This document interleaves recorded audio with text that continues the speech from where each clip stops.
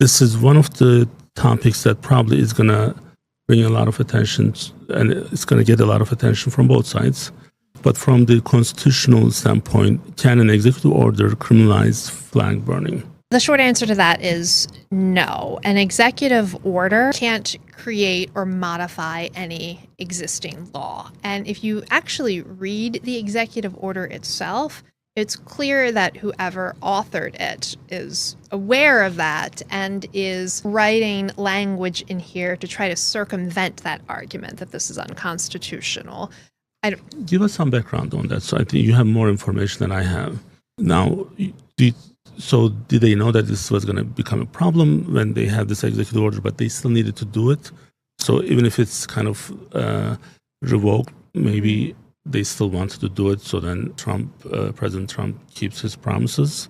I don't know that President Trump ever promised to sign an executive order banning flag burning. Let me try to start at the beginning here. First of all, I just thought this was very interesting, and it does kind of, I think, a good segue from what happened to Charlie Kirk, because this is more about First Amendment rights, First Amendment issues, what we are and are not allowed to say. When it comes to the Constitution and the First Amendment, and you talked about alterations, that the First Amendment has not changed since it was drafted hundreds of years ago. It's actually really difficult to change the Constitution in any way. And the First Amendment guarantees the right to freedom of speech, freedom of expression. And it's actually pretty short if you read the amendment in its entirety.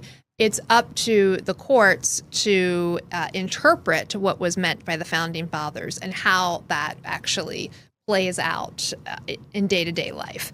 And there's a lot of First Amendment background Supreme Court cases that I don't know if we have time to really get into all of them.